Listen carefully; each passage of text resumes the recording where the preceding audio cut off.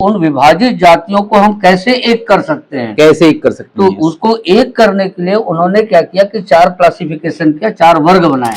ये कार्यों को निकृष्ट माना गया और उसे समाज की मुख्य धारा से उच्च वर्ग के लोगों ने काट के रखा था। उन वर्गों को अनुसूचित जनजाति वर्ग में अपने लोगों में ही मतभेद की भावना पैदा कर रहा है, विषमता पैदा हो रही है इससे। और हमको जो मूल अधिकार जो मिलना चाहिए प्रतिनिधित्व का, जी, उस अधिकार को छीनने का एक तो जो मुद्दा बनाना वो एक अनोखा प्रयोग था इस बार के 2024 के इलेक्शन में। जी, लाना पड़ा। जी, लाना इसलिए पड़ा क्योंकि कुछ राजनीतिक ताकतों के द्वारा संविधान में परिवर्तन की बात की। कायदे से तो जिस समय ओबीसी में क्रिमिनल लाया गया, उसी समय हमको इस बात का विरोध करना था। जी जी, आपने बिल्कुल सही कहा। इसलिए हम कह रहे हैं कि क्रिमिनल जो है ओबीसी वर्ग में अभी भी खत्म होना चाहिए, न कि एससी और एसटी में लागू किया जाना चाहिए। जी जी, वही एक ऐसा धम्म है जिसमें सर्वप्रथम महिलाओं को अपनी आराधना करने का, प्रार्थना करने का और इस प्रकार के कार्यों के लिए सबसे पहले उन्होंने इसकी व्यवस्था की जी, और महिलाओं को स्थान दिया। का फैसला जिस दिन से आया है, आदिवासी समाज उस दिन से लगातार लामबंद होते हुए उद्वेलित हुआ है और इसका विरोध कर रहा है। जरूरत इस बात की है कि ज्यादा से ज्यादा स्कूल खोले जाएं, सर्व सुविधा युक्त स्कूल।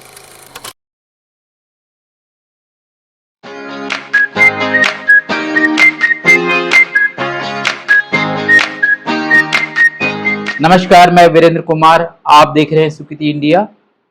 आज हम हैं दली राजहरा में और दली राजहरा में हम एक विशेष कारण से आए हैं।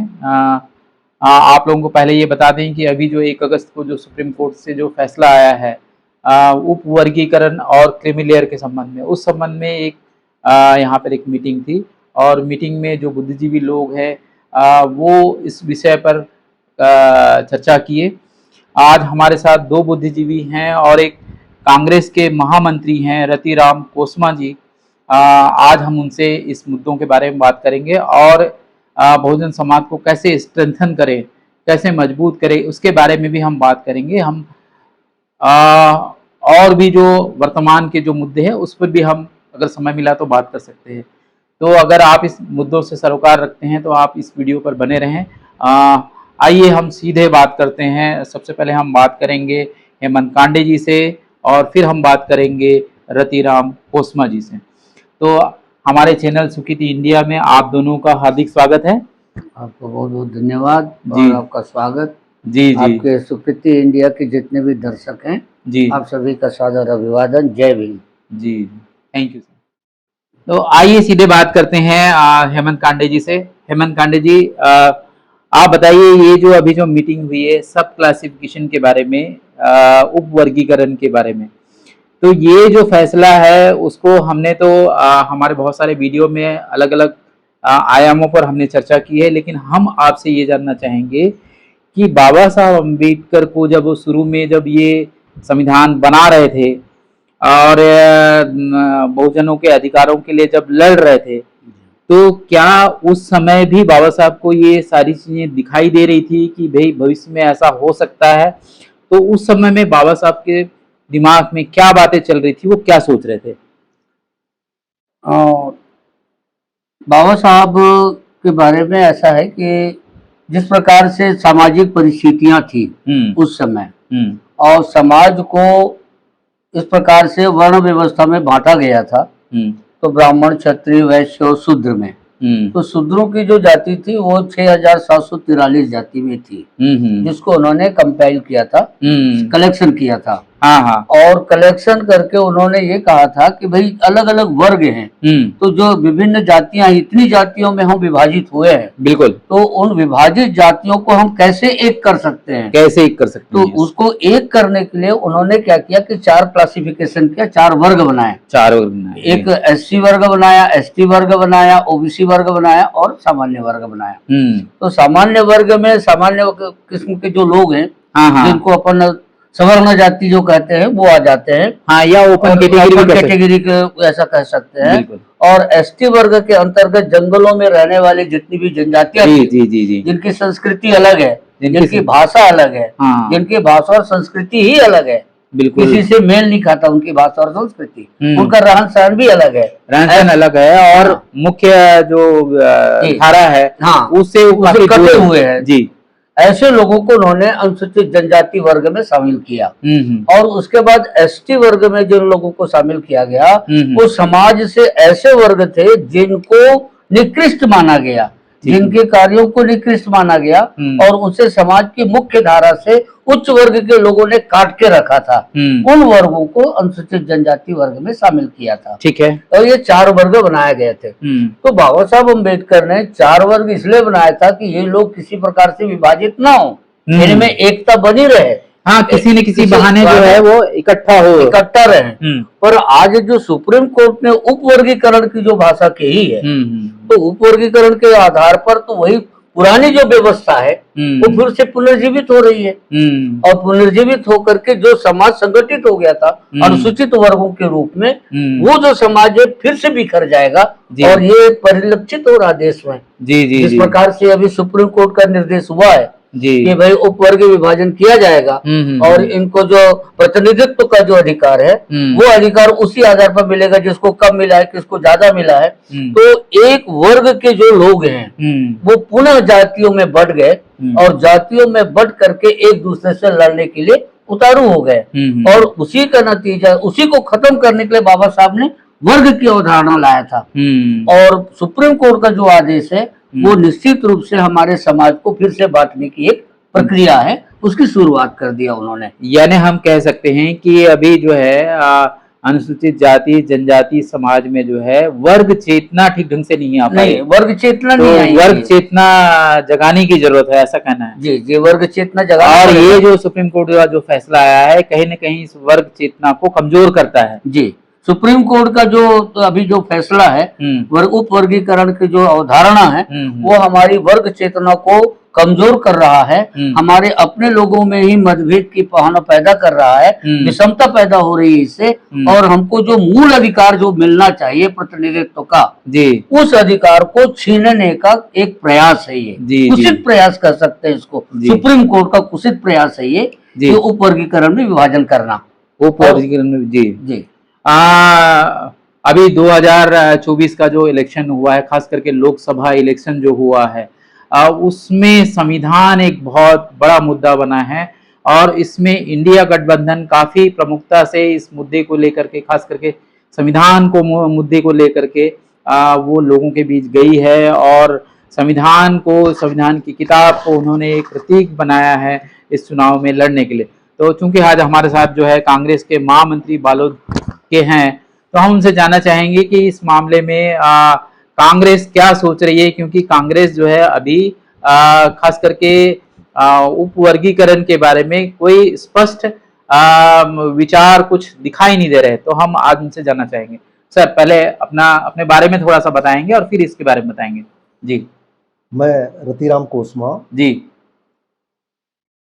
और आरंभ से ही मैं कांग्रेस की राजनीति से जुड़ा हुआ हूँ। जी, लगभग 1985 से, और तब से मैं कांग्रेस के रीति नीति को ही मानते हुए चल रहा हूँ। यानी आप शुरू से जुड़े हुए हैं? जी, हाँ, कांग्रेस के साथ हमेशा हूँ जी, और आगे भी रहने का है। जी। तो कांग्रेस ने आज संविधान की बात किया है ऐसा नहीं है।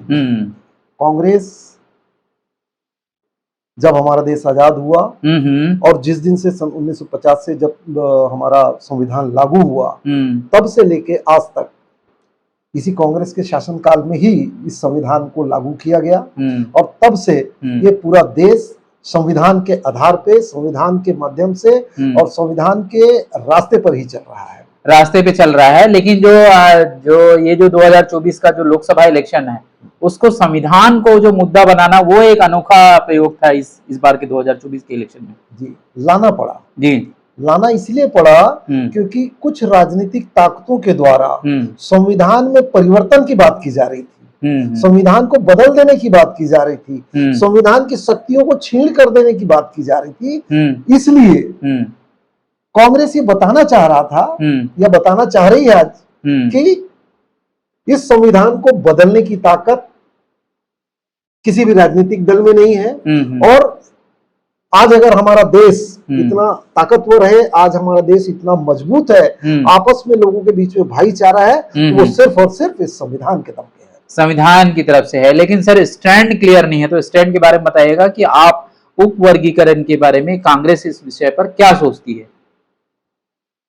उप वर्गीकरण जो करने का निर्णय इन्होंने दिया सुप्रीम कोर्ट ने, ये कतई उचित नहीं है, उचित नहीं है, कतई उचित नहीं है। हाँ। वो इसलिए उप वर्गीकरण करने के बजाय, चाहे वो एसटी हो या एससी हो, एक्चुअली सुप्रीम कोर्ट ने जो कहा है अपने आदेश में कि कुछ निचली जातियां जो है, कुछ जातियां हैं हाँ, पीछे छूट गई हैं जी, उनके हित के लिए, उनके संवर्धन के लिए, उनको आगे बढ़ाने के लिए जी। सरकारों को योजना बनाना चाहिए, और चाहे वो ट्राइबल सब प्लान के पैसे के माध्यम से हो, बजट में जो है एससी और एसटी के लिए जो अलग से योजनाएं आ रही हैं, हमारा जो सब प्लान है उनके आधार पर जो है हमें योजना बना के हमारे तबके के आखिरी लोगों तक के शासन की योजनाओं को पहुंचाना चाहिए। इसी तरह से जो है, जो खास करके जो है ओबीसी यानी मंडल कमीशन का जो निर्णय आया था, उस समय भी जो है इस वर्ग को अपलिफ्ट करने के लिए उसमें बहुत सारे सुझाव बताए गए थे, 30-40 सुझाव बताए गए थे।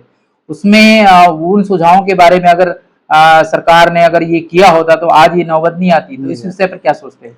जी बिल्कुल ठीक बोल रहे हैं आप, ये नौबत नहीं आती। और कायदे से तो जिस समय ओबीसी में क्रिमिनल लाया गया, उसी समय हमको इस बात का विरोध करना था। जी, आपने बिल्कुल सही कहा जी। कहीं न कहीं हमारे चिंतकों से इस मामले में गलतियां हुई है कि अगर हम उसी समय कर दिए होते तो आज, और अभी भी हम कह रहे हैं कि क्रिमिनल जो है ओबीसी वर्ग में अभी भी खत्म होना चाहिए, न कि एससी और एसटी में लागू किया जाना चाहिए। जी।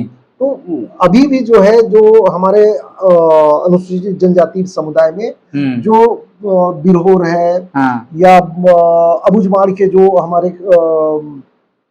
मुड़िया मारिया जो हमारे समुदाय के लोग हैं, या हमारे मुंडा लोग हैं, यानी जितने भी अनुसूचित जनजाति में या अनुसूचित जाति में भी वो ऐसी जातियां जो ज्यादा पिछड़ चुकी हैं, उनके लिए विशेष रूप से योजना बना के काम किया जाना चाहिए। सरकारें उस दिशा में काम नहीं कर रही हैं, और आज जो सरकार में लोग बैठे हैं, वो सुप्रीम कोर्ट के आदेश को पालन करवाने पे तुले हुए हैं। ये जो वर्गीकरण की बात कर रहे हैं, वो इस दिशा पे काम नहीं करके सरकार को अपनी जिम्मेदारी का चिंतन करना चाहिए, और जो लोग छूट गए हैं समाज की मुख्य धारा में साथ में चलने के लिए, उनको लाने के लिए, उनको आगे लाने के लिए योजना बनाया जाना चाहिए। सर इसमें एक बात और उठती है कि कांग्रेस का भी काफी लंबा दौर रहा है, जो है अभी जो ये जो सरकार आई है, करंट वाली जो सरकार आई है, वो तो अभी आई है, 2014 में आई है, लेकिन इसके पहले का जो पीरियड रहा है वो कांग्रेस का भी पीरियड रहा है। तो आप लोगों की भी जिम्मेदारी बनती है कि आप लोग जो है इस मुद्दे को उठाते। अगर बताना चाहेंगे तो आप बताइएगा कि उस 2014 से पहले आपकी सरकार ने क्या कोशिश की है? हमारी सरकार ने जी आदिवासी उप योजना का जो बजट है, या अनुसूचित जाति उप योजना का जो बजट है, उसको कभी भी किसी अन्य मद पे खर्च नहीं किया, डाइवर्ट नहीं किया है। हाँ, कभी डाइवर्ट नहीं किया। लेकिन अभी वर्तमान में जो सरकार है, चाहे वो राज्य की सरकार हो, चाहे केंद्र की सरकार हो, वो लोग दूसरे मद में इसको खर्च करने जा रहे हैं, ऐसा नहीं बोलूंगा, खर्च करना आरंभ कर दिए हैं। ये पूरी तरह से एससी और एसटी समुदाय के लिए के साथ पूरी तरह से अन्याय है। आपके पास अगर सर कोई आंकड़े हो तो रख सकते हैं, अभी जो वर्तमान संदर्भ के जो है, जहां पर ये जो सब प्लान का जो पैसा है उसको कहीं डाइवर्ट किया जा रहा है, ऐसा कोई उदाहरण आपके पास है? बिल्कुल उदाहरण है जी। उदाहरण का क्या है, आपको मैं बताऊं, जो शिक्षक हैं जी ट्राइबल क्षेत्रों के, उनका वेतन दिया जा रहा है, उससे हटके महतारी वंदन योजना में इसको बांटा जा रहा है, किसानों को बोनस दिया जा रहा है। ये सरासर अन्याय है इन वर्गों के साथ में, ये किया ही नहीं जा सकता। ऐसे सरकारों को कोर्ट के कटघरे में खड़े करके जो है सीधा सरकार को सजा देनी चाहिए। किसी व्यक्ति की बात नहीं करता हूं मैं, क्योंकि ये योजना वही लोग बना रहे हैं। और नौकरशाह भी सरकारों के इशारे पे इस ढंग का गलत कृत्य करते चले जा रहे हैं। नौकरशाहों को पता है बात जी कि आदिवासी उपयोजना का पैसा हम दूसरे मद में खर्च नहीं कर सकते, लेकिन सरकारों के साथ मिली भगत करके अपना भी जेब गर्म करने के लिए ये नौकरशाह जो जिम्मेदार लोग हैं वो लोग जो है ऐसी बेईमानी, समाज के साथ बेईमानी कर रहे हैं, बेईमानी कर रहे हैं, ऐसा कहना है कांग्रेस के महासचिव जी का। तो अब हम ये आगे बात करेंगे कि ये जो SC ST और OBC समाज है उसके बीच में ताकत कैसे बढ़े, ये समाज एक कैसे हो। तो हम ये जानना चाहेंगे कि इससे पहले एपिसोड में हमने बात की थी भारतीय बौद्ध महासभा पर, जो कि जनरल सभी लोगों के डेवलपमेंट की बात करता है। महिलाओं का सशक्तिकरण कैसे हो, इस मामले में हमारे छत्तीसगढ़ में किस तरह का काम हो रहा है, ये हम जानना चाहेंगे कांडे सर। भारतीय बौद्ध महासभा महिलाओं के कल्याण के लिए, महिलाओं के सशक्तिकरण के लिए प्रारंभ से ही कार्य कर रही है जी। भगवान बुद्ध का धम्म ही एक ऐसा धम्म है जिसमें सर्वप्रथम महिलाओं को अपने अपनी आराधना करने का, प्रार्थना करने का और इस प्रकार के कार्यों के लिए सबसे पहले उन्होंने इसकी व्यवस्था की जी और महिलाओं को स्थान दिया जी। दूसरा चीज ये है कि महिलाओं को पढ़ने का, शिक्षा करने का भी अधिकार हमारे जो महापुरुष है उन्होंने ही शुरुआत किया। उसके पहले तो हमारे पुरुष लोगों को पढ़ने का अधिकार नहीं था, महिलाओं की तो बात ही अलग है। परंतु 1848 के बाद से, महात्मा ज्योतिबा फुले के बाद से महिलाओं को पढ़ने का अधिकार प्रारंभ हुआ और शिक्षा उनमें आए। शिक्षा के साथ साथ जागृति आए, जागृति के साथ साथ में उन्हें जब तक की जागृति नहीं आएगी तब तक वो सशक्त नहीं बनेंगे। तो सशक्त बनने के लिए शिक्षा बहुत जरूरी है, बिल्कुल। और शिक्षा दे करके उनको जागृत करना है, सशक्त करना है। तो सशक्त करने का मतलब होता है कि आपको वैचारिक रूप से, शारीरिक रूप से, मानसिक रूप से उनको सशक्त करना और उनकी मानसिकता को आगे बढ़ाना जी। तो महिलाओं के मानसिकता को विकसित करने के लिए हमारे भारतीय बौद्ध महासभा के द्वारा महिला सशक्तिकरण संघ की स्थापना की गई है। और महिला सशक्तिकरण संघ की स्थापना की गई है, ये छत्तीसगढ़ में कब की गई है? ये मेरे ख्याल से ज्यादा दिन नहीं हुआ है। ये मेरठ का एक प्राध्यापक हैं, उनके द्वारा, ये बौद्ध भिक्षु हैं, उनके द्वारा महिला सशक्तिकरण संघ की स्थापना की गई है। अच्छा। और उन्होंने पूरे प्रदेश में ही इस प्रकार का आयोजन किया कि जहाँ जहाँ पर महिलाएं हैं उन सबको एकत्रित करते हैं और महिलाओं को एकत्रित करके उनको प्रशिक्षित करते हैं, प्रशिक्षित करके उनको में जागृति लाने का प्रयास करते हैं। तो ये छत्तीसगढ़ में भी ये प्रयास किया जा रहा है और छत्तीसगढ़ में भी महिला सशक्तिकरण संघ के नाम से विभिन्न प्रकार के आयोजन होते हैं, जैसे राज्य स्तरीय हो गया, राष्ट्रीय स्तर के आयोजन हो गए। तो छत्तीसगढ़ में भी इस प्रकार के आयोजन हुए हैं, उनमें महिलाओं की भागीदारी बहुत आयत रूप में रही है। और इस प्रकार से महिलाओं को सामाजिक रूप से, आर्थिक रूप से और सामाजिक रूप से उनको संगठित करने का प्रयास किया जा रहा है ना जी जी। संगठित करने का प्रयास किया जा रहा है, लेकिन फिर भी अभी खास करके जो है ये जो जिस बौद्ध मिशन को लेकर के बुद्धिस्ट सोसाइटी ऑफ इंडिया चल रही है, लेकिन फिर भी आज ये जो विभाजन की जो बात आ रही है, खास करके उपवर्गीकरण के मामले में, तो आप लोग खुल करके बोल रहे हैं कि जो लोग बहुत सारे जिनको आरक्षण का फायदा नहीं मिला है या जो पीछे कहीं छूट गए हैं, तो वो जो है इस कहीं न कहीं इस जो उपवर्गीकरण का समर्थन करते हुए दिखाई दे रहे हैं। तो इससे ये जो खास करके महिला सशक्तिकरण का जो छत्तीसगढ़ में जो काम चल रहा था, उसके क्या प्रभाव पड़े हैं, उसमें कमी हुई है या फिर बढ़ा है? महिला सशक्तिकरण तो सही है, पर उपवर्गीकरण के आधार पर यदि हम देखें तो उपवर्गीकरण के आधार पर महिलाओं को बांटना, महिलाओं को 33% रिजर्वेशन जो है, उस रिजर्वेशन तो उनको मिलना ही चाहिए। प्रतिनिधित्व का जो अधिकार है वो उनको मिलना चाहिए। परंतु उनमें क्या है कि महिलाओं को आप पृथक रूप से किसी प्रकार से जाति के आधार पर, धर्म के आधार पर ना बांटा जाए, उसको वर्ग के आधार पर ही रखा जाए और उस वर्ग के आधार पर महिलाओं को सशक्त करने का प्रयास किया जाना चाहिए। जैसे कि अभी हमारे रतिराम कोसवा जी भाई साहब बता रहे थे कि उनको सब प्लान के अंतर्गत उनको सशक्त करने का प्रयास किया जाए जी, अन्य मद में खर्च न किया जाए। मेरा मानना है कि जिन लोगों को रिजर्वेशन का, प्रतिनिधित्व का लाभ नहीं मिल पाया है और वो वंचित रह गए, तो वो वंचित क्यों रहे कि शिक्षा उन तक नहीं पहुंची है जी, शिक्षा उन तक नहीं पहुंची है। तो उन तक शिक्षा पहुंचाने के लिए आपको सरकार को अलग से काम करने की आवश्यकता है। और जो रिजर्वेशन है जिसका परसेंटेज है, मान लिया जाए एसटी वर्ग का अलग परसेंट है, एससी वर्ग का अलग परसेंट है, तो जिन वर्गों को ज्यादा लाभ नहीं मिल पाया है, वंचित रह गए हैं, उनके लिए रिजर्वेशन का जो परसेंटेज है वो बढ़ा करके उनको लाभ दिया जा सकता है। जी जी जी, ये दिया जा सकता है। हाँ, रिजर्वेशन को बढ़ाया जा सकता है। जी, रिजर्वेशन के परसेंटेज को बढ़ाया जा सकता है उनकी संख्या के अनुसार। जी जी, और जिसकी जितनी संख्या हो उसके आधार पर रिजर्वेशन दिया जाएगा तो ज्यादा लाभ मिलेगा, ऐसा हमारा अनुमान है, ऐसा मानना है आपका जो है। जी, कोसमा सर जो है आदिवासी समाज में इस उप वर्गीकरण के बारे में क्या चर्चाएं चल रही है और क्या सोच रहा है समाज जो है, क्योंकि आप आदिवासी वर्ग से आते हैं तो इसलिए हम स्पेशली ये वाला सवाल आपसे पूछ रहे हैं। वर्गीकरण का फैसला जिस दिन से आया है, आदिवासी समाज उस दिन से लगातार लामबंद होते हुए उद्वेलित हुआ है और इसका विरोध कर रहा है। विरोध कर रहा है जी जी।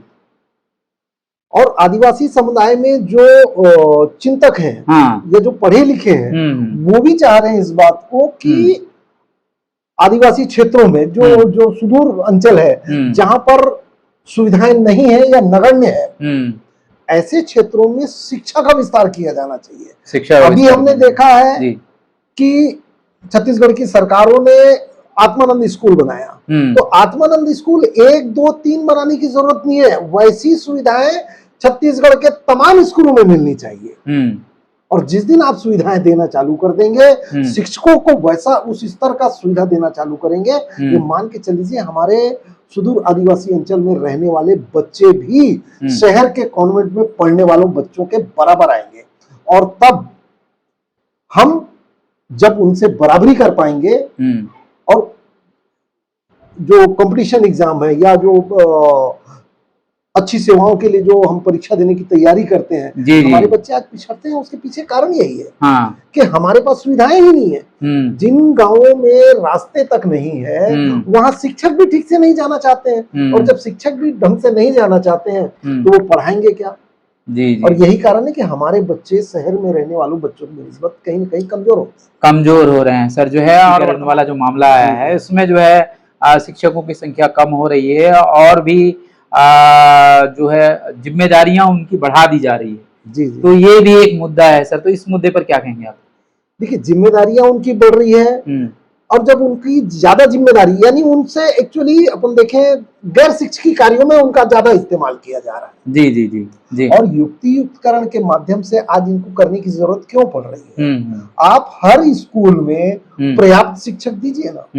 5 कक्षाएं तो 5 शिक्षक होने चाहिए कम से कम, प्रधान पाठक या प्राचार्य के अलावा, ताकि जो स्कूल का मैनेजमेंट है शिक्षक देखे और हर कक्षा को पढ़ाने के लिए शिक्षक हो। इसमें उनको अपने बजट का इस्तेमाल करना चाहिए। उस दिशा पे वो लोग काम नहीं कर रहे हैं। जी जी। शिक्षकों को कम करने का प्रयास कर रहे हैं, कम दर्ज संख्या वाले स्कूलों को बंद करके दूसरे स्कूल में जोड़ना चाह रहे हैं। आज जरूरत इस बात की है कि ज्यादा से ज्यादा स्कूल खोले जाएं, सर्व सुविधा युक्त स्कूल खोले जाएं। सर्व सुविधा युक्त स्कूल खोले जाएं। सर, हमारा जो ये लास्ट सवाल होगा, ये सवाल हमारा ये होगा कि हमारा जो बहुजन समाज है, SC ST OBC, क्योंकि अभी हम सभी मान रहे हैं, आप सभी मान रहे हैं कि कहीं ना कहीं ये जो है लोगों को कहीं ना कहीं जो है अलग करने की कोशिश की मंशा जो है दिखाई दे रही है। तो इस समाज को जोड़े रखने के लिए और इसको स्ट्रेंथन करने के लिए अभी समाज में क्या प्रयास चल रहे हैं और आने वाले दिनों में क्या होना चाहिए? जी हाँ, असल में क्या है कि SC ST OBC वर्ग के जितने भी लोग हैं इस क्षेत्र में, जिनकी संख्या बहुतायत है, और उन लोगों को हम मुख्य धारा में लाने के लिए या अभी वर्तमान परिस्थितियों के आधार पर हम यदि एकत्रित करना चाहते हैं, तो हमारे जितने भी लोग हैं, जो चिंतक हैं, जो विचारक हैं, जो लोग सामाजिक सोच रखते हैं, ऐसे लोगों का दायित्व तो बढ़ जाता है और उनका कर्तव्य यह हो जाता है कि वो उन लोगों तक पहुंचे कि जिन लोगों के बीच में इस प्रकार की कोई विचारधारा पैदा नहीं हुई है, और उनमें विचारधारा पैदा करें। हाँ, जो लोग छूट गए हैं, उनमें विचारधारा पैदा करें। और इसके लिए जो बाहर से जो भी चिंतक हैं, जो भी विचारक हैं, उन लोगों को उन लोगों तक, उनके घर तक पहुंचना होगा और उनको समझाना होगा और उनमें स्वाभिमान जागृत करना होगा। स्वाभिमान जागृत करना। जब तक हम उनके स्वाभिमान को कचोटेंगे नहीं कि हमारी जो समस्या है वो स्वाभिमान हम कैसे बनाएंगे, तो स्वाभिमान ही एक महत्वपूर्ण चीज है।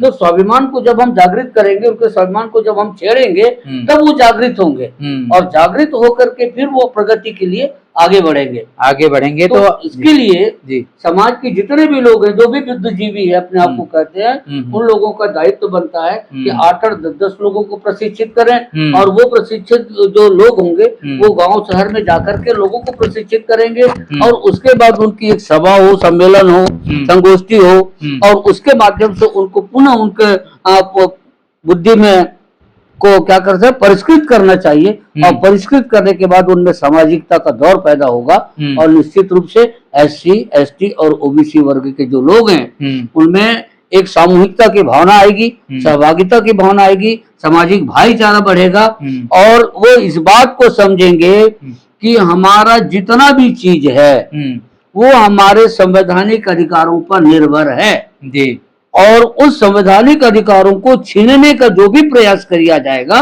उसका हम मुंहतोड़ जवाब देने के लिए तैयार होंगे। जब तक हम मुंहतोड़ जवाब देने के लिए तैयार नहीं होंगे तब तक हम जागृत भी नहीं है और न हमें कोई बुद्धि है, न कोई चेतना है। जी जी। तो ये चेतना पैदा करना बहुत जरूरी है। ये चेतना पैदा करना बहुत जरूरी है और बाबा साहब अम्बेडकर भी ये चाहते थे और उन्होंने अपने राइटिंग इन स्पीचेस में लिखा भी है जी कि वो चाहते थे कि जब भी समाज संकट में हो तो बुद्धिजीवी लोगों की जिम्मेदारी बनती है कि ऐसे समय में वो अपने घरों से बाहर निकले और समाज को मार्गदर्शन प्रदान करे, नेतृत्व प्रदान करे और कहीं न कहीं जो है उस विचारधारा को जगाने के लिए, उनके अंदर चेतना पैदा करने के लिए बुद्धिजीवियों को उन्होंने जिम्मेदारी डाली है। तो सर, जो आदिवासी समाज में इस तरह से बहुजन समाज को इकट्ठा आने के लिए, स्ट्रेंथन करने के लिए क्या किस तरह की गतिविधियां चल रही है और किस तरह की गतिविधियों को आने वाले दिनों में प्रोत्साहित किया जाना चाहिए? आदिवासी समुदाय में भी हमारे तबके के जो बुद्धिजीवी लोग हैं जी गांव-गांव घूम रहे हैं, हर क्षेत्र में जा रहे हैं और लोगों को जागरूक करने का प्रयास कर रहे हैं। जी। अपने सामाजिक जिम्मेदारी को कैसे हम निर्वहन करें, इसके लिए हम संवैधानिक जो हमारे अधिकार हैं उनको कैसे हम बचाएं, इसके लिए हम लोग लगातार जो है ग्रामीण क्षेत्रों में जा रहे हैं, वर्कशॉप कर रहे हैं और लोगों को समझाने का प्रयास कर रहे हैं और जागृत करने का प्रयास कर रहे हैं और इसका हमने परिणाम भी देखा है। हालांकि ये पिछले 2-3 सालों से लगातार हम लोग कर रहे हैं और उसका परिणाम अभी हमने देखा कि ये जो हम लोग 21 अगस्त को जो हमने बंद का आह्वान किया, ग्रामीण क्षेत्रों से स्वस्फूर्त लोग आए क्योंकि कहीं कहीं उनको अब ये समझ आ रहा है धीरे धीरे।